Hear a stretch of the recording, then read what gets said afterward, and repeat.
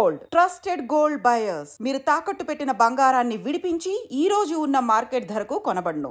కానీ ఒక 560 మంది అన్సాటిస్ఫైడ్ పీపుల్ ఉన్నారు. ఒక 4 కామెంట్లు చూద్దాం. వర్కర్స్ నుండి సరైన రెస్పాన్స్ లేదు, ఇంకా నేను ఫీల్ అయ్యి ఇంటికి వెళ్ళిపోయాను, ఇంకెప్పుడైనా వెళ్దాంలే అని, బట్ అందరూ వేస్ట్ అని చెప్పడంతో ఇంకెప్పుడు ఆ షాప్కి వెళ్ళలేదు. ఇది ఉంది, ఇలాంటిదే నేను ఇంకోటి కొన్నాను, కలర్ పోయింది. సో ఇక్కడ బురద వేయటం చాలా ఈజీ. ఏముంది ఈ రోజుల్లో కామెంట్స్లో కూడా ఊదర కొడతారు, ఏం ఉండదు. మళ్ళీ ప్రమోషన్స్, ఒకరిని కిందకి లాగడం అంటే ఒక సరదా అయిపోయింది. నేను ఎవరికి ఇవ్వను, మిస్ అమ్మ నాది. కానీ లేడీస్ అందరూ బాగుపడాలి అంటే వాళ్ళకి ఏమైనా మీరు ఫ్రాంచైజ్ పెట్టించి వాళ్ళకి సపోర్ట్ చేస్తే బిజినెస్ లో ఉమెన్ ముందుకెళ్లే ఛాన్స్ ఉంటుంది కదా. ఒక మిస్ అమ్మ స్టోర్ పెట్టాలి అంటే minimum investment should be around 5 to 7 crores. Miss అమ్మ టర్న్ ఓవర్ ఎలా ఉంటుంది అసలు? మిస్ అమ్మ టర్న్ ఓవర్ అయితే ఇప్పటికి మేము సో టర్న్ ఓవర్ మీరు చెప్పిన తర్వాత విని నేను ఇంకా షాక్ లో ఉండిపోయాను. మా అది చాలా కష్టపడితే అక్కడికి ఎవరైనా, నేనే కాదు. వీడియో వచ్చింది, మీరు దానికి ఒక ఆన్సర్ గా ఒక వీడియో చేశారు. మీ వీడియో కింద కామెంట్స్ చదువుతాను నేను, మీ వీడియో కింద పాజిటివ్ కామెంట్స్ అనుకోండి మీరు దాన్ని, మీ వీడియో కింద ఉన్న నెగిటివ్ కామెంట్స్ చదువుతాను నేను. నిన్న నైట్ మీరు రిలీజ్ చేసిన ఒక వీడియో. ఓహో, అది చూసేసావా? చూసేసా నైట్ నేను ఫుల్ గా. ఓకే, చలో. ఆ వీడియో చూసాను కాబట్టి ఆ వీడియో కింద ఉండే కామెంట్స్ కొన్ని చూద్దాం, ఆ తర్వాత పక్కన వాళ్ళ వీడియో కింద ఉన్న కామెంట్స్ కొన్ని చూద్దాం. ఓకే. అంటే ఒక మనిషి మాట్లాడితే ఓకే, వాళ్ళకేదో అనిపించింది, చీరల్లో కొన్ని దగ్గర ఉంటాయి కాబట్టి మాట్లాడారు అనుకోవచ్చు. 100 మంది మాట్లాడుతుంటే ఏదో ఒక పాయింట్ ఉన్నట్టు. సో 100 మంది కామెంట్లు, ఒక 10 కామెంట్లు అయినా చూద్దాం మనం ఇప్పుడు. ఓకే. మీ వీడియో మొత్తం చూసా అండి, ఇది నిన్న నైట్ మీరు పెట్టిన వీడియోకి ఫుల్ లెంత్ వీడియో. ఓకేనా? మీ వీడియో మొత్తం చూసా అండి, జెన్యూన్ అనిపించాయి మీ మాటలు. నేను ఎప్పటి నుండో మీ ఛానల్ ఫాలో అవుతున్నా, ఆన్లైన్లో 3 శారీస్ కూడా తీసుకున్నా, బాగున్నాయి. కానీ మా ఫ్రెండ్స్ అండ్ రిలేటివ్స్ మిస్ అమ్మకి షాపింగ్కి వెళ్దాము అని నేను అనగానే వద్దు, అక్కడ వేస్ట్ పబ్లిసిటీ తప్ప ఏం ఉండదు అని అన్నారు. నిజమో కాదో తెలుసుకుందామని విజయవాడ బ్రాంచ్ ఓపెన్ చేసిన 4 days తర్వాత ఒక సండే వెళ్ళాను. కానీ అసలు విపరీతమైన జనం. నా మాట విని ఒక్క వర్కర్ కూడా శారీస్ చూపించేంత ఖాళీ లేరు. వర్కర్స్ నుండి సరైన రెస్పాన్స్ లేదు, ఇంకా నేను ఫీల్ అయ్యి ఇంటికి వెళ్ళిపోయాను, ఇంకెప్పుడైనా వెళ్దాంలే అని, బట్ అందరూ వేస్ట్ అని చెప్పడంతో ఇంకెప్పుడు ఆ షాప్కి వెళ్ళలేదు. కానీ నాకు తెలిసిన వాళ్ళు అలా మిస్ అమ్మ వేస్ట్ అని చెప్పినప్పుడల్లా నిజం కాదేమో అనిపించేది. నాకెందుకు వాళ్ళు చెప్పింది కరెక్ట్ కాదేమో అని అనిపిస్తుంది. దిలీప్ గారు, మీరు ఈ మెసేజ్ చూస్తే రెస్పాండ్ అవుతారని, పరిష్కారం చెప్తారని అనుకుంటున్నా. మిస్ అమ్మ మాది కాదు, మనది. ఈ ఫ్యాన్ ఆఫ్ మిస్ అమ్మ, near Gannavaram airport. Okay, super. So first of all message చేసిన ఆమెకి చాలా చాలా థ్యాంక్స్ ఫర్ అండర్స్టాండింగ్ మీ. యాక్చువల్గా ఇప్పుడు ఆమె అడిగిన క్వశ్చన్స్ అన్నిటికీ కూడా నేను వీడియోలో ఆన్సర్ చెప్పేశాను, బట్ ఇంటర్వ్యూలో ఇప్పుడు మీకోసం, మన వాళ్ళందరి కోసం చెప్తాను మళ్ళీ కూడా.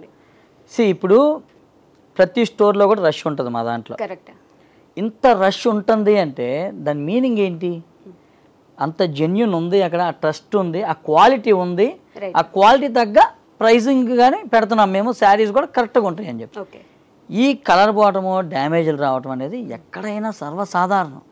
నేను మా వీడియోలో కూడా అడిగాను, మీరు చిన్నప్పటి నుంచి కొనుక్కున్న ఎన్నో ఉంటాయి, ఇప్పుడు నాది ఇది ఉంది, ఇలాంటిదే నేను ఇంకోటి కొన్నాను, కలర్ పోయింది. మీరు ఎన్నో కొని ఉంటారు, పోయి ఉండొచ్చు కదా, పోతాయి, కామన్ అది. అది మనుషులకే గ్యారంటీ లేవు ఈ రోజుల్లో. మనుషులకి మనం లక్షలు కట్టి హాస్పిటల్లో జాయిన్ చేస్తే బతికొస్తారు లేదో చివరిదాకా తెలియట్లా. అలాంటిది ఇప్పుడు వీటన్నిటికీ గ్యారంటీ ఇవ్వమంటే నేను కూడా నా చేతుల్లో లేనిది అది. ఎందుకంటే నేను తయారు చేయట్లేదు. ఫస్ట్ పాయింట్, తయారు చేస్తుంది వేరే వాళ్ళు, నేను తెచ్చుకుంటాను. వాళ్ళు నా ఒక్కడి కోసం తయారు చేయరు, వాళ్ళు ఒక వేల చీరలు తయారు చేస్తారు. ఇందులో 1 or 2 పోవచ్చు. ఆ పోయేది ఎవరి తగిలిద్దో తెలియదు, లాటరీ. అది ఒకసారి నాకు జరగచ్చు, ఇంకొకరు జరగచ్చు, అసలు జరగకపోవచ్చు. జరిగినప్పుడు ఇది మిస్సమ్మలో మాత్రమే జరిగిద్ది అనేది కరెక్ట్ కాదు. ఇంకొకటి ఆన్సర్ చెప్తాను. స్టోర్కి వెళ్తే రష్ ఉంది, మమ్మల్ని పట్టించుకోలేదు అంటే, ఇప్పుడు ఫర్ ఎగ్జాంపుల్ ఇప్పుడు నువ్వు ఉన్నావు, నేను ఉన్నాను, నా పక్కన ఇంకో 4 వచ్చారు, నువ్వు ఎవరన్నా 4 ఇంటర్వ్యూ చేయగలవా ఒకేసారి? చేయగలవా? చేయలేవుగా. సో ఇక్కడ కూడా అదే, ఒక ఎస్ఎం, ఒక ఎగ్జిక్యూటివ్, సేల్స్ ఎగ్జిక్యూటివ్ ఉన్నప్పుడు వాళ్ళు ఒకళ్ళనే హ్యాండిల్ చేయగలరు కదా. కస్టమర్స్ ఏంటంటే ఇక్కడ మనం ఎస్సమ్మా, మనది అన్న ఒక ఇదితో, ట్రస్ట్తో అంతమంది వస్తున్నప్పుడు ఒకేసారి నేను ఇప్పుడు బిజినెస్ అన్నప్పుడు అప్ అండ్ డౌన్స్ ఉంటాయి. ఒకరోజు రష్ ఉండేది ఫుల్గా, ఒకరోజు కొంచెం స్లోగా ఉండొచ్చు, ఒకరోజు ఖాళీగా కూడా ఉండొచ్చు. అలాగని చెప్పి నేను సేల్స్ ఎగ్జిక్యూటివ్స్ని మొత్తం ఒక 100 మందిని స్టోర్లో పెట్టలేను. ఆ సైజ్ ఆఫ్ ది స్టోర్ ఎంత, దానికి ఎంతమందిని పెట్టాలి, ఎన్ని కేటగిరీస్ ఉన్నాయి శారీస్, ఇవన్నీ క్యాలిక్యులేషన్స్ ఉంటాయి బ్యాక్ ఎండ్లో, నేను చేసుకుంటా ఇవన్నీ. సో ఈ స్టోర్కి 50 మంది కావాలరా సేల్స్ ఎగ్జిక్యూటివ్స్, లేదంటే ఒక 60 మంది కావాలి, సరిపోతారు, ఎనఫ్ అది. సో వాళ్ళు వెళ్ళినప్పుడు హ్యూజ్ రష్ ఉన్నప్పుడు నేను చాలాసార్లు వీడియోలో కూడా చెప్తాను, మా దాంట్లో మనదండి ఇది స్టోరు, మన మిస్ అమ్మ, మీరు చూసేసుకోండి, మీకు ఎదుగుంటే మీరు చూసేసుకోండి, మా వాళ్ళు బిల్లింగ్ వేస్తారు కావాలంటే అని నేనే చెప్తాను. కానీ ఈ కామెంట్ మీరు కూడా చాలా దగ్గర గమనించుంటారు, చాలా రష్ ఉంటుందండి, మమ్మల్ని పట్టించుకునే సేల్స్ మ్యాన్ లేరు అసలు అని. పట్టించుకుంటారండి, అసలు పట్టించుకోండి ఎందుకు ఉంటారండి చెప్పండి. లేదంటే ఇంతమంది ఫీడ్బ్యాక్ కాదు, ఇంతమంది ఫీడ్బ్యాక్స్ ఎలా ఇస్తారు, మా గూగుల్ రేటింగ్స్ ఎలా ఇస్తారు, నిజంగా అవన్నీ ఇప్పుడు అసలు పట్టించుకోరు అనేది కరెక్ట్ కాదు. ఎందుకంటే వాళ్ళు ఏమన్నా ఖాళీ కూర్చొని నేను ఊరుకుంటానా. మా దాంట్లో 10 మంది ఓన్లీ కెమెరాస్ చూసేవాళ్ళు ఉంటారు, ఓన్లీ కెమెరాస్. మా అన్ని బ్రాంచుల్ని చూసేవాళ్ళు మానిటరింగ్ ఓన్లీ 10 మంది బ్యాక్ ఎండ్లో ఉన్నారు. వాళ్ళ పనుల్లో కూర్చొని కస్టమర్ వచ్చారు ఎలా హ్యాండిల్ చేస్తున్నారు, ఏంటి రష్ ఎలా ఉంది, ఎగ్జిక్యూటివ్స్ ఏం చేస్తున్నారు, కరెక్ట్గా ప్రాపర్గా రిసీవ్ చేసుకుంటున్నారా లేదా, కావాల్సిన చూపిస్తున్నారా లేదా, ఇలాగ అన్నీ కూడా క్యాలిక్యులేషన్స్ ఉంటాయి. మరి 10 మందిని నేను కెమెరాస్ ఓన్లీ చూడటానికి పెట్టాను అంటే నేను ఎంత సర్వీస్ ఇవ్వాలి అన్న ఉద్దేశంతో పెట్టుంటాను చెప్పండి. 10 మంది నేను శాలరీలు కట్టద్దా వాళ్ళందరికీ నెల తిరిగేటప్పటికి. సో ఇన్ని ఉంటాయి అన్నమాట. సో ఇక్కడ బురద వేయటం చాలా ఈజీ. ఏముంది ఈ రోజుల్లో సబ్స్క్రైబర్స్ కూడా అవసరంలా ఛానల్కి. 500-600 మంది ఉన్నా వెళ్ళి వీడియో ఒకరి మీద ఇలాగా స్టోన్ వేసేస్తే అది చూసేవాళ్ళు ఎక్కువైపోయారు, నెగిటివిటీ ఎక్కువైపోయింది మార్కెట్లో. ఏమవుతుందంటే ఇది షేర్ చేయటం ఆనందం, నెగిటివ్ వీడియోని షేర్ చేయటం, దానికి లైక్ కొట్టడం, దానికి కామెంట్ పెట్టడం చాలా చాలా హ్యాపీగా ఇస్తాను అందరికీ కూడా. అదే ఒక పాజిటివ్ వీడియోకి రావట్లే. ఓకే, కానీ అంటే ఇప్పుడు ఒక నెగిటివ్ వీడియో పెట్టారనుకోండి, దాని కింద మీకు పాజిటివ్గా ఉండే వాళ్ళు కూడా కామెంట్స్ పెట్టారు. ఒకటే నెగిటివ్ వీడియో పెట్టిన మనిషికి ఒకరే ఇబ్బంది పడుంటే ఆ 100 కామెంట్లు నెగిటివ్గా పెట్టిన వాళ్ళు ఇబ్బంది పడలేదంటారా? అదే నేను అడిగేది. నిజంగా వాళ్ళు ఇబ్బంది పడితే మా దగ్గరికి రావాలి కదా, అక్కడ పెట్టడం ఎందుకు? నేను న్యాయం చేసావు, నేను ఉన్నా కదా, మా స్టోర్స్ ఉన్నాయి కదా ఓపెన్గా, మీరు వెళ్ళండి. నిజంగా మీకు జరిగింది అనుకోండి, మీరు వెళ్ళండి. చెయ్యకపోతే కదా మీరు అడగాల్సింది నన్ను. అంతమంది కామెంట్స్ డెఫినెట్గా అందులో 80% ఫేక్ కామెంట్స్. నేను అంటే పడని వాళ్ళు మేబీ సేమ్ బిజినెస్లో ఉన్న వాళ్ళు కూడా అయ్యి ఉండొచ్చు డెఫినెట్గా. ఎందుకు అంటే నేను ఇంత ఓపెన్గా ఎంత ఛాలెంజింగ్ ఎందుకు చెప్తున్నానంటే, అది నిజమైతే కనుక అంతమంది మా వీడియోస్లో కామెంట్స్ పెట్టాలి కదా. నేను ఈ రోజుకి కూడా ఏ ఒక్కరోజు కామెంట్స్ ఆపను. ఎందుకు డిలీట్ కూడా చెయ్యం, డిలీటెడ్ కూడా ఉండదు 80%. అసలు మీకు కామెంట్స్ మీకు తెలీదు, ఆ కామెంట్స్ వస్తూనే ఉంటాయి. నేను చూడను, ఎక్కువ చూడను. ఇప్పుడు ఇందాక చెప్పావు నువ్వు కామెంట్స్, నేను నైట్ చూశాను వీడియో, నేను మార్నింగ్ లేచి ఇప్పుడు దాకా చూడలే నేను వీడియో. అసలు వీడియో ఏమైంది, ఎన్ని కామెంట్స్ వచ్చినాయి నేనేం చూడలే ఇప్పుడు దాకా, స్ట్రైట్ అవే ఇక్కడికే వచ్చాను. సో ఫోన్ కూడా చూడలే నేను, ఇప్పుడు ఫోన్ కూడా తీసి ఇచ్చేసా కదా చూసావు. సో అదనమాట. సో ఏదైనా కానీ జెన్యూన్గా ప్రాపర్గా చేస్తాము. నిజంగా ఆ కామెంట్స్ అన్ని నిజమైతే వాళ్ళు స్టోర్కి రావాలి, అడగాలి. అడగకుండా అక్కడ రాశారు అంటే దాని అర్థం ఏంటి? వాళ్ళు లాస్ అయ్యారనే, లాస్ పెట్టేసుకున్నారనే కాదు కదా. అంత ఈజీ కాదు బిజినెస్ చేయటం. ఒక వీడియో వచ్చింది అంటే దాన్ని మరి నేను రెక్టిఫై చేసుకోవాలి, నా సైడ్ నుంచి ఆన్సర్ చెయ్యాలి. అప్పటికి నేను సరే ఇవన్నీ కామన్ అయిపోయింది. ఇప్పుడు ఒక ట్రెండ్ నడుస్తుంది మార్కెట్లో, యూట్యూబ్లో, స్పెషల్గా సోషల్ మీడియా ప్లాట్ఫామ్స్లో ఒకరిని డిగ్రేడ్ చేయటం, ఒకరిని నెగిటివ్ చేయటం, ఇవన్నీ నడుస్తున్నాయి కదా. సరే అలా ఎవరో ట్రై చేశారులే మన మీద అని ఊరుకున్నాను. ఎప్పుడైతే మా అమ్మ పర్సనల్గా ఆమె బాధపడి ఇక కొంచెం ఫీల్ అయిందో ఇక అప్పుడు వీడియో చేయాల్సి వచ్చింది. అవును, ఆంటీ ఓకేనా, ఫైన్ అంటే మరి ఎక్కువ మనం అంటే కొంచెం మనకు అర్థమైంది, వాళ్ళకి అర్థం కాదు కదా. వీడియో చూసేది చాలా బాధపడ్డారు. But no it's okay. ఏమన్నారంటే ఎందుకురా ఇట్లా, అట్లా ఎందుకు చేస్తారా, మనం ఏమైనా తప్పు చేసామా, ఇది కావాలని ఎవరన్నా చేశారా, ఎవరైనా చేయించారా అని మా మమ్మీకి చాలా క్వశ్చన్లు వచ్చినాయి. మా వదిలేమా ఇవన్నీ కామన్ వస్తుంటాయి. ఇప్పుడు ఏదైనా బిజినెస్ ఏమన్నా ఎఫెక్ట్ అయిందా మనకి? ఈ వీడియో చూసి ఏమన్నా రావాలి అనుకున్న వాళ్ళు ఏమన్నా ఆగిపోయారా? ఏం కాదు కదా. మన సేల్స్ ఎలా అయితే ఈ బిఫోర్ వీడియో ఉందో ఆఫ్టర్ వీడియో కూడా అదే ఉంది. సో దీని గురించి మనం ఆలోచించాల్సింది ఏముందమ్మా, కాకపోతే నువ్వు బాధపడుతున్నావు కాబట్టి నేనేమన్నా వీడియో చేస్తాను, దానికి పెడతాను ఆన్సర్గా అని చెప్పాను, చేసేసాను, అయిపోయింది, క్లోజ్. ఇక దీని గురించి మళ్ళీ ఇప్పుడు వాళ్ళు ఇంకెవరైనా వీడియో చేసినా కూడా కౌంటర్ బ్యాట్గా నేనేం చేయను, పట్టించుకోవాల్సిన అవసరం లేదు. ఎందుకంటే ఇప్పుడు మనకు వచ్చిన కామెంట్స్ మీరు చూస్తే తెలిసిపోద్ది నిజంగా. ఇప్పుడు ఫర్ ఎగ్జాంపుల్ ఇంకా స్ట్రాంగ్ అడుగుతాను నేను, ఆ వీడియోలో వాళ్ళ వీడియోలో కామెంట్స్ పెట్టిన వాళ్ళు ఇప్పుడు నేను వీడియో చేసా కదా, మరి ఇందులో పెట్టరే? ఆ కామెంట్స్ అని ఇందులో పెట్టచ్చుగా, వాళ్ళందరూ కూడా వచ్చి పెట్టచ్చు కదా, ఎందుకు పెట్టలే మరి? అక్కడ మాత్రం ఎందుకు పెట్టారు? ఎందుకు అంటే అది నెగిటివ్ వీడియో కింద నెగిటివ్గా కామెంట్స్ రాస్తే ఇంకా హైలైట్ అయ్యిద్ది, ఇంకా ప్రాపగండా అయ్యిద్ది, ఇంకా వ్యూస్ వస్తాయి దానికి. అది ఒక నాలెడ్జ్ వచ్చేసింది జనాలందరికీ, తెలిసిపోయింది. ఆ నెగిటివ్ వీడియోని ఇంకా పెంచాలి అంటే కామెంట్స్ పెట్టాలి, దాన్ని ఇంకా హైప్ చెయ్యాలి. అలా చేసట్లా కామెంట్స్. రైట్. అంటే కామెంట్స్ లో కూడా ఊదర కొడతారు, ఏం ఉండదు, మళ్ళీ ప్రమోషన్స్. స్వప్నక్క నేను ఇందా చెప్పింది అదే విషయం. లేకపోతే అడ్వర్టైజింగ్ మార్కెటింగ్ అనేది mandatory for each and every product in the world. ఇప్పుడు మనం రోజు మార్నింగ్ లేచి క్లోజప్ కోల్గేట్ పేస్ట్ వాడతాం, మనకు తెలీదా? పొద్దున్న లేచి పేస్ట్ కొనుక్కోవాలి, బ్రష్ చేయాలని తెలీదా మనకి? వాడు ఎందుకు చేస్తాడు? డాక్టర్ని తీసుకొచ్చో లేదంటే ఇంకో డెంటిస్ట్ని తీసుకొచ్చో వాళ్ళతో వెళ్తే ఎందుకు చేస్తాడు అడ్వర్టైజింగ్? మనకు తెలీదా పేస్ట్తోనే చేయాలని చెప్పి? తెలుసు కదా. తెలుసుగా. బట్ ఇక్కడ ఎందుకు చేస్తారు? ఎవ్రీ టైం రెగ్యులర్గా ఎందుకు ఉండాలి అనేది. నేను బేసిక్గా నేను MBA చదువుకున్నాను. సో నేను చదువుకున్న కాన్సెప్టే చెప్తున్నా ఇక్కడ, నేనేమి ఎక్కడో నుంచి తెచ్చి చెప్పట్లా.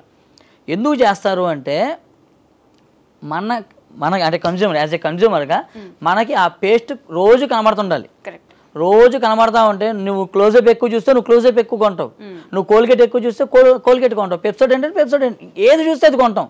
అందుకే వాళ్ళు అన్ని కోట్లు వేల కోట్లు, వందలు కాదు వేల కోట్లు ఖర్చు పెట్టి అడ్వర్టైజింగ్ ఖర్చు పెడతారు వీళ్ళందరూ కూడా. కొన్నిసార్లు ఎంత చూసినా మనం ఎప్పటి నుంచో వాడుతున్నదో అది ఉంటుంది, నచ్చిందో అదే వాడుతుంది, అది ఉంటుంది.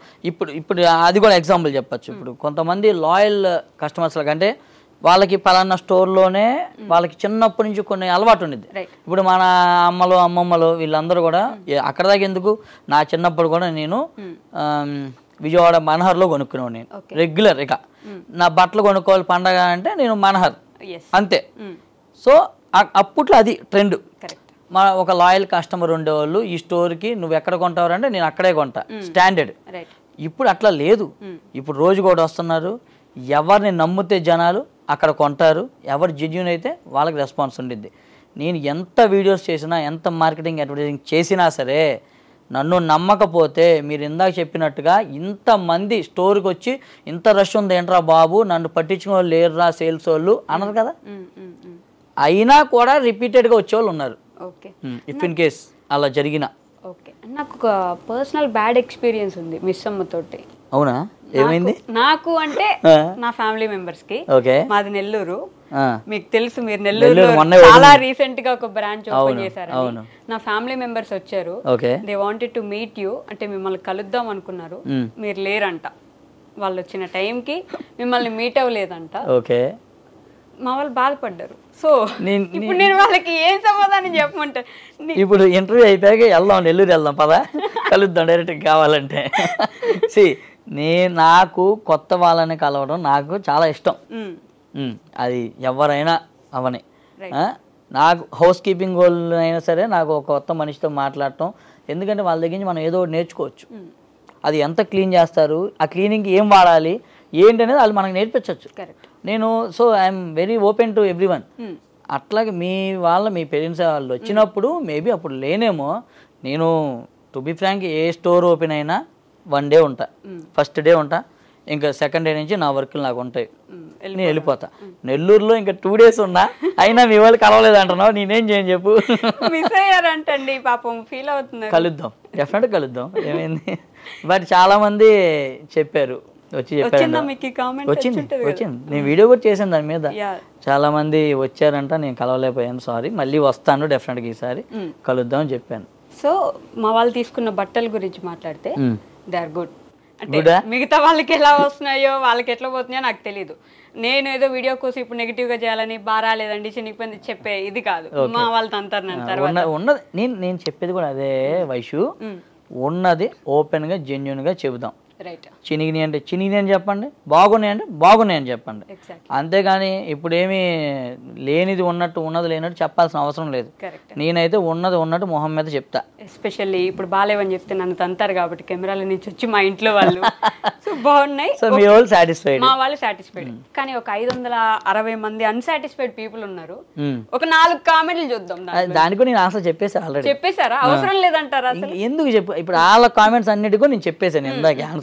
నువ్వు చదివినా ఓకే, నో ప్రాబ్లం, కానీ సేమ్ మళ్ళీ నేను మళ్ళీ అదే చెప్పాలి, మళ్ళీ రిపీట్ అవుతుంది, మళ్ళీ అదే రిపీట్ అవుతుంది డెఫినెట్గా. ఎందుకంటే నేను ఇందాకే ఓపెన్గా చెప్పాను, వాళ్ళు పెట్టిన ఒక నెగిటివ్ అంటే మంచి సరదా అయిపోయింది అందరికీ. ఒకరిని కిందకి లాగడం అంటే ఒక సరదా అయిపోయింది. అంటే పొగ లేకుండా మంట రాదు అనే సామెత మీరు ఎప్పుడైనా విన్నారా? అసలు ఏమీ లేకపోతే అంతమంది మీ మీదే పగబట్టి, ఇప్పుడు నాకు పాజిటివ్ అనిపించినంత మాత్రం అందరికి అనిపించాల్సిన అవసరం లేదు. సో వాళ్ళ తరపున అడుగుతున్నాను అనేది. అందరికీ అంతే పాజిటివ్ గా అనిపించకపోవచ్చు, అందరికీ అంతే నిజంగా నచ్చుండకపోవచ్చు, మీ మీదే అందరికి అంత గ్రడ్జ్ ఉండకపోవచ్చు, నిజంగానే వాళ్ళు అలాంటి కామెంట్స్ పెట్టుండొచ్చు, వాళ్ళకి నిజంగా అట్లాంటి ఎక్స్పీరియన్స్ ఉండుండొచ్చు. మరి వాళ్ళ గురించి ఏమంటారు? అదే నేను చెప్పేది, అక్కడ ఎవరికన్నా నిజంగా జరిగితే వచ్చి మా దాంట్లో కామెంట్స్ పెట్టాలి కదా, స్టోరీకి రావాలి కదా, అడగాలి కదా. ఇంకోటి చెప్తాను, ఇప్పుడు మార్కెట్లో నీకు తెలిసి ఈ శారీస్ ఫీల్డ్లో ఎంతమంది తెలుసు? వీడియోస్ చేసేవాళ్ళు, వీడియోస్ చేసి ఇలా నాలాగా చేసేవాళ్ళు, కొంచెం ఇట్లా చేసేవాళ్ళు ఎంతమంది ఉన్నారంటావు? 10 మంది ఉన్నారా? ఉండొచ్చు, పట్టుమని 10 మంది ఉన్నారా? అంతే. ఈ 10 మందిలో కూడా బాగా వినిపించే పేరేంటి? మిస్ అమ్మ. మరి నా మీద కాకపోతే కాన్సన్ట్రేషన్ ఎవరి మీద ఉండిద్ది? నా మీదే ఉంటుంది ఆబ్వియస్లీ, అంతే కదా. అదే జరిగింది ఇప్పుడు, అంతే. ఇప్పుడు సేమ్ బిజినెస్లో ఇంకా పెద్ద పెద్ద బ్రాండ్లు వాళ్ళు ఉన్నారు కదా. ఇప్పుడు నేను షార్ట్ టర్మ్లో వచ్చి వీళ్ళందరినీ దాటేసి వెళ్ళిపోతుంటే వాళ్ళకి ఎలా ఉండిద్ది? ఎలా ఉంటుంది జనరల్గా? ఈగో హర్ట్ అవుతుంది. అది ఇప్పుడు హీరో అందరు ఉన్నారు, దేవరకొండ వచ్చి విజయ్ దేవరకొండ వచ్చి వీళ్ళందరూ పక్క జరగండి నేను వచ్చేసాను అర్జున్ రెడ్డితో అంటే వాళ్ళందరికీ ఎలా ఉంటుంది? అలానే ఉండిద్ది ఇక్కడ కూడా, అదే జరిగింది, జరుగుతుంది. మీరు చాలా ప్రౌడ్ గా ఫీల్ అవుతున్నట్టున్నారు కదా, అంటే మిస్ అమ్మ బాగా ఇదైంది, ప్రౌడ్ బాగా వెళ్తుంది అన్నది అది హ్యాపీనెస్, ప్రౌడ్ కాదు. నా మాటలో నీకు ఎప్పుడైనా ఒక ప్రౌడ్నెస్ కానీ లేదంటే నన్ను కలిసిన వాళ్ళని ఒక్కళ్ళని చెప్పమని చెప్పు, నేను ప్రౌడ్గా ఫీల్ అవుతా అని చెప్పి గర్వంగా, ఆ డిఫరెంట్ కైండ్ ఆఫ్ వేరు. ఓకే ఓకే, ఇది పాజిటివ్ కైండ్ ఉంటుంది కదా డెఫినెట్గా. ఇప్పుడు మనం ఇస్తామా అన్న ఫీల్ అందరిలో వచ్చింది, నేను తాగలిగాను అంటే తీసుకురాగలిగాను, అందరూ చెప్తున్నారు నాకు వచ్చి అంటే. ఇప్పుడు అది వచ్చి నాతో చెప్తారు, మిస్ అమ్మ మాది కాదు మనది దిలీప్ అంటారు. వచ్చి అన్నప్పుడు ఆనందం నాకే తెలుసు, ఆ హ్యాపీనెస్ ఆ టైంలో రిసీవ్ చేసుకునేది నేను కాబట్టి నాకే తెలుసు అది ఎంత ఆనందపడతాను. ఎందుకు ఇప్పుడు కొంచెం పెద్దవాళ్ళు అయితే నా తమ్ముళ్ళలాగా ఉన్నావు, నాకన్నా పెద్దవాళ్ళు నా తమ్ముళ్ళలాగా ఉన్నావు అంటారు, ఇంకా పెద్దవాళ్ళు నా కొడుకులాగా ఉన్నావయ్యా, మనవడిలాగా ఉన్నావయ్యా అంటారు. లేడీస్ వచ్చి చిన్నపిల్లలతో తీసుకొచ్చి మామయ్యమ్మ మామయ్యమ్మ అంటే గోల్డ్ చైన్ వేసారు ఎప్పుడైనా? నా మేనకోడలకి వేసా. ఓకే, మీ మేనకోడలకి వేసారు. సో మిస్ అమ్మ మీరు ఏమంటారంటే ఎప్పుడు లేడీస్కి సపోర్ట్ చేయాలి, ఆడవాళ్ళు ముందుకెళ్ళాలి, ఆడవాళ్ళు బిజినెస్లో ఉండాలి ఇలా అంటుంటారు కదా. మళ్ళీ మీరే మిస్ అమ్మని ఎప్పుడు ఎవరికి ఇవ్వము అంటే దీనికి ఏమంటారు? మనం ఫ్రాంచైజ్ ఇచ్చే ఆప్షన్ ఉంటది కదా, నేను ఎవరికి ఇవ్వను, మిస్ అమ్మ నాది, కానీ లేడీస్ అందరూ బాగుపడాలి అంటే వాళ్ళకి ఏమైనా మీరు ఫ్రాంచైజ్ పెట్టించి వాళ్ళకి సపోర్ట్ చేస్తే బిజినెస్ లో ఉమెన్ ముందుకెళ్లే ఛాన్స్ ఉంటుంది కదా అనే క్వశ్చన్ వస్తుంది కదా. సూపర్ క్వశ్చన్, అసలు చెప్తా ఆన్సర్. ఇప్పుడు ఒక్క మిస్ అమ్మ స్టోర్ పెట్టాలి అంటే ఓపెన్ చెప్తా ఫిగర్స్తో సహా, ఎందుకు కానీగా ఇక్కడ దాకా వచ్చింది కాబట్టి చెప్పేస్తా. ఒక మిస్ అమ్మ స్టోర్ పెట్టాలి అంటే minimum investment should be around 5 to 7 crores. 5 to 7 crores అయింది పెట్టాలంటే, ఇంక్లూడింగ్ ఇంటీరియర్స్ ఎవ్రీథింగ్, అడ్వాన్సులు కానీ ఇవన్నీ రెంట్ అడ్వాన్స్ ఇవన్నీ కూడా మొత్తం కలిపితే. సో అంత పెట్టి స్టోరు వాళ్ళు నా మీద రిలై అయ్యి కొంతమంది రావచ్చు. ఇప్పుడు హోల్సేల్గా చెయ్యండి అంటే అక్కడ ఏమైంది అంటే 50,000తో చేయొచ్చు, 1 lakhతో చేయొచ్చు, 2 lakhsతో చేయొచ్చు, 10 lakhsతో చేయొచ్చు. మీరు డైరెక్ట్గా రండి 5 కోట్లు పెట్టి తీసేసుకోండి అంటే వాళ్ళు ఏదన్నా రేపు సఫర్ అయ్యారు అనుకోండి, నేనే కదా ఆన్సర్ చేయాల్సింది మళ్ళీ కూడా. సో అందుకే నేను ఆ రిస్క్ తీసుకోవట్లేదు, ఆ రిస్క్ ఏదో నేనే పడుతున్నా అంతే. ఆ రిస్క్ నేను తీసుకుంటున్నాను, నేనే చేసుకుంటున్నాను. అది ప్లస్ అవని మైనస్ అవని ఎట్లాగైనా నేనే పడుతున్నాను అది. ఎందుకంటే ఇప్పుడు ఒక స్టోరు బాగా రన్నింగ్లో ఉండొచ్చు, ఒకటి యావరేజ్ ఉండొచ్చు, ఒకటి కొంచెం లైట్గా నార్మల్గా ఉండొచ్చు. సో ఇప్పుడు నేను ఫ్రాంచైజీ ఇచ్చిన స్టోర్ ఫర్ ఎగ్జాంపుల్ కొంచెం నార్మల్గా ఉందనుకో, they will not happy. Sir నాకు పలానా కొత్తపేట బ్రాంచ్ ఇవ్వండి సార్, నిజాంపేట బ్రాంచ్ ఇవ్వండి సార్, బాగా నడుస్తుంటాయి కదా ఇవన్నీ, అయితే ఆ బ్రాంచ్ ఇవ్వండి అంటే నేను అట్లా మార్చలేము. సో ఇక్కడ నేను చెప్పేది ఏంటంటే 50,000తోనో 1,00,000తోనో 2,00,000తోనో మీరు ఎంత చేయగలిగితే అంత చేయండి. నేను ఫోర్స్ చేయట్లేదు ఎవరిని కూడా, మీరు చెయ్యండి, నేను సపోర్ట్ చేస్తాను అంటున్నా. మీరు చేతనైతే చేయగలిగితే అది కంపల్సరీగా స్టార్ట్ చేయండి, మీకు మీ ఫ్యామిలీకి హెల్ప్ అవుతుంది. ఎందుకంటే వైషు ఇప్పుడు ఎవరు జాబ్ చేసినా బిజినెస్ చేసినా చెయ్యని దానికి చేసిన దానికి చాలా డిఫరెన్స్ ఉంటుంది. ఇప్పుడు ఫర్ ఎగ్జాంపుల్ ఒక హౌస్ వైఫ్ ఇంట్లో కూర్చొని ఇంట్లో పనులే చేసుకుంటూ ఉంటే వాళ్ళ పిల్లలు ఒకలా చూస్తారు వాళ్ళని. అదే ఆమె బయటికి వెళ్ళి జాబో బిజినెస్ డబ్బులు సంపాదిస్తుంటే చూసే లుక్స్ అన్నీ మారిపోతాయి, వాళ్ళకి ఇచ్చే రెస్పెక్ట్ మారిపోతుంది 100%, ఇంక్లూడింగ్ హస్బెండ్, పిల్లలు, చుట్టాలు, ఇంటి పక్కన వాళ్ళు, మీ ఇంట్లో పనిచేసే అమ్మాయి, అత్త మామ, అందరూ ఇంప్రెషన్ మారిపోద్ది అమ్మాయి మీద 100%. ఇది నేను 100% చూసా కాబట్టి నేను చెప్తాను ఇంత స్ట్రాంగ్గా. సో అది నేను చెప్పేది. అందుకే మీరు ఒక స్టెప్ వేసి ఎవరైతే చెయ్యట్లేదు, చెయ్యాలని చాలామందికి ఉంటుంది కానీ చేయలేకపోతున్నారు, వాళ్ళకి నేను సపోర్ట్గా ఉంటాను, మీరు స్టార్ట్ చేయండి అని చెప్తాను. దీన్ని కూడా కొంతమంది ఏంటంటే నేనే డబ్బులు ఇచ్చేవిస్తా అనుకుంటున్నారు, అది నేను ఇవ్వలేను. అట్లా చేసి సపోర్ట్ అంటే నేను ₹1 తక్కువకి మీకు హోల్సేల్గా మన దగ్గర స్టాక్ ఇస్తాను, మీరు తీసుకెళ్ళి సేల్ చేసుకోండి అని చెప్తున్నాను. సేల్ చేసుకోండి, మీకు మంచి ప్రాఫిట్స్ వస్తాయి. ఇంకా ఏంటంటే బెస్ట్ పార్ట్ ఇందులో ట్రెండీ కలెక్షన్స్. మిస్సమ్మలో ఏంటంటే ఏ రోజుకి ఆ రోజు కొత్త వస్తాయి. సో ఆ కొత్త వచ్చినప్పుడు ఫాస్ట్గా సేల్ అయిపోతాయి. మా దగ్గర కనీసం ఇప్పటికీ 100 మంది లేడీస్ నాకు చెప్పుకుంటారు, అంటే నాకంటే డైరెక్ట్గా కాకపోయినా మా టీంతో చెప్తుంటారు. మేము అంటే మీ సార్ దిలీప్ గారి మాటలు విని మేము ఒక ఎంకరేజ్గా కొంచెం ఫీల్ అయ్యి ఇలా స్టార్ట్ చేసాము. ఇప్పుడు మా లైఫ్ బాగుంది, మా ఇంట్లో పరిస్థితులు కొంచెం మెరుగయ్యాయి అని చెప్పి చెప్తుంటే అది మరి హ్యాపీయే కదా. డెఫినెట్గా 100 మంది లేదు 10 మంది ఒక్కళ్ళు బాని హ్యాపీయే కదా మనకి. అదే నేను ట్రై చేస్తున్నా అంతే. అంతేగాని సపోర్ట్ అంటే మీరు ఏదో ఫ్రాంచైజ్ ఇచ్చేసి ఇబ్బంది పెట్టేసి ఇవ్వలేను. ఎందుకంటే అది ఎవరికైనా ఇరుక్కుందనుకో మళ్ళీ లాక్కోలేరు, పీక్కోలేరు.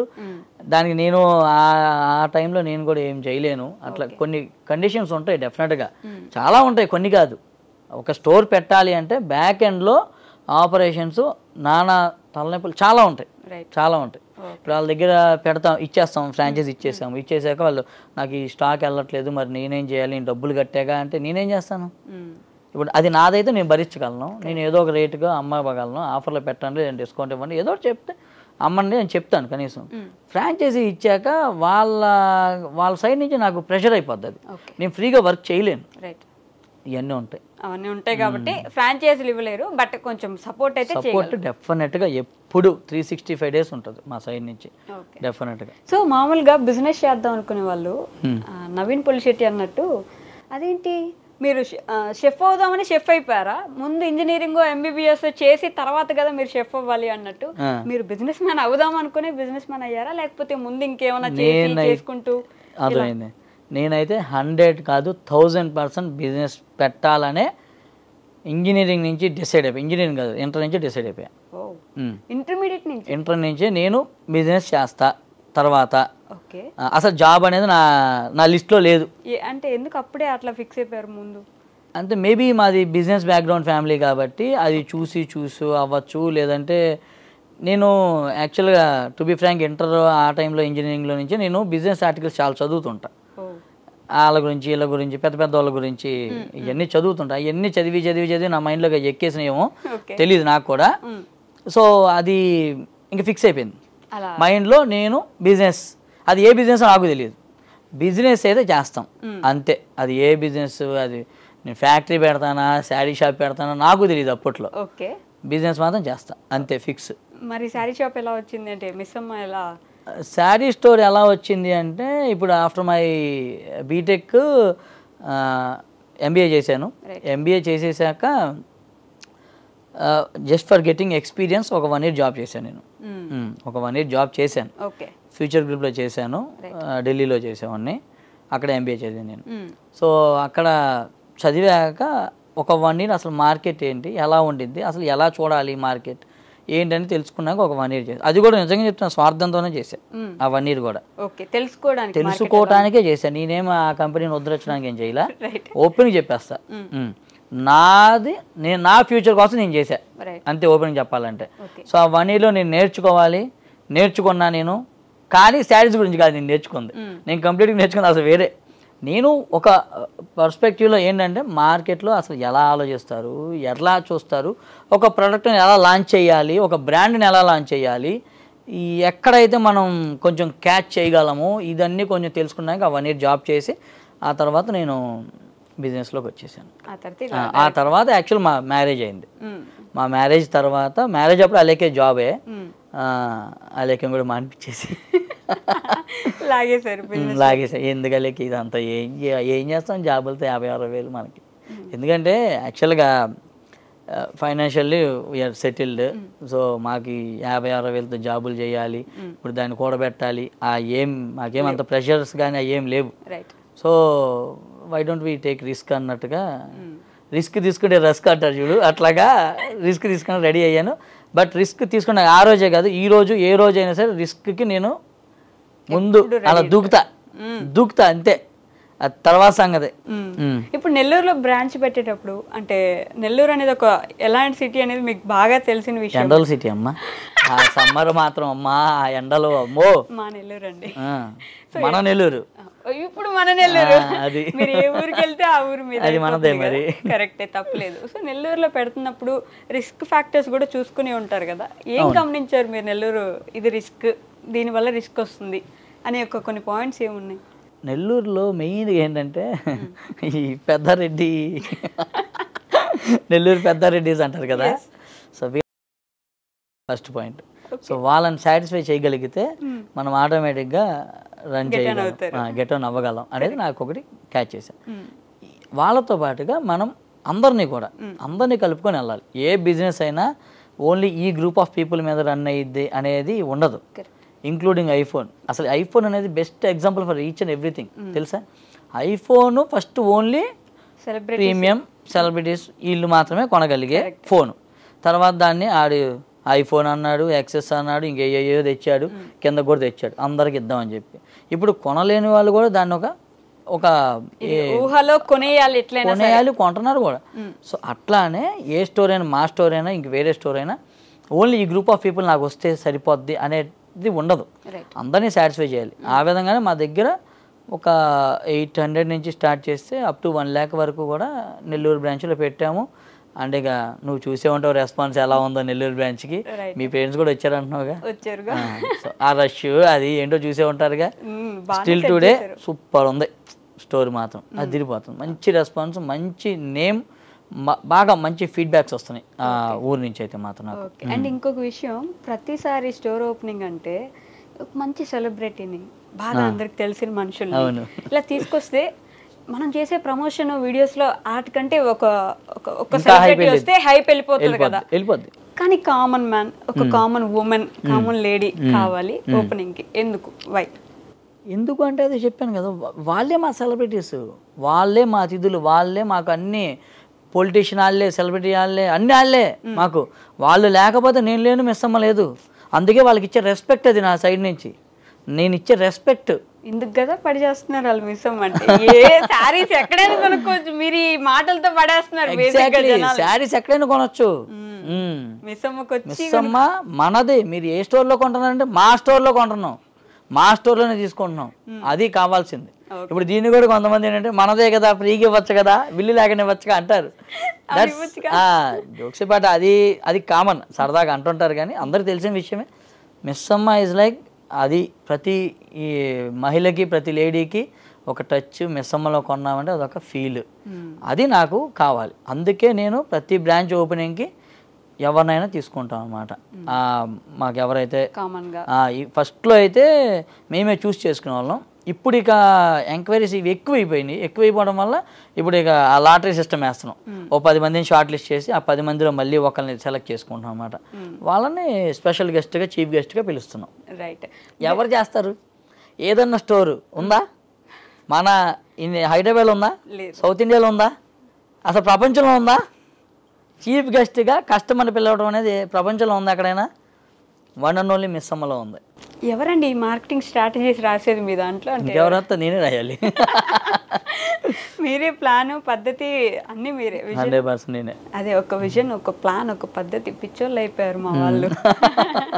డైలాగ్ ఉంది కదా, అది తీసుకోవచ్చు. బిజినెస్ స్ట్రాటజీస్ ఒక సీజన్లో ఫుల్ హైలో ఉంటాయి శారీస్. అవును. అంటే పెళ్ళిళ్ళ సీజన్ అవ్వచ్చు, ఏదో ఫంక్షన్స్ ఉండొచ్చు, ఓవర్గా వెళ్తాయి. ఒక సీజన్లో అసలు పూర్తిగా చప్పగా ఉండొచ్చు, కొనుక్కోకపోతే. అప్పుడు కూడా సేల్స్ మెన్ అలానే ఉంచాలిగా. ఈ సీజన్ లేరు బాబు, మిమ్మల్ని తీసేస్తాను, నెక్స్ట్ సీజన్ తీసుకొస్తాను. అబ్బా సూపర్ క్వశ్చన్ అడిగావు. ఇందాక దానికి ఇది కూడా ఒక ఆన్సర్ యాక్చువల్గా. అదే ఇందాక చెప్పినట్టుగా నేను ఇప్పుడు మనకి ఫస్ట్ 6 months, ఫస్ట్ 6 monthsలో మనకి ఫెస్టివల్స్ ఏం తక్కువ ఉంటాయి ఎవ్రీ ఇయర్.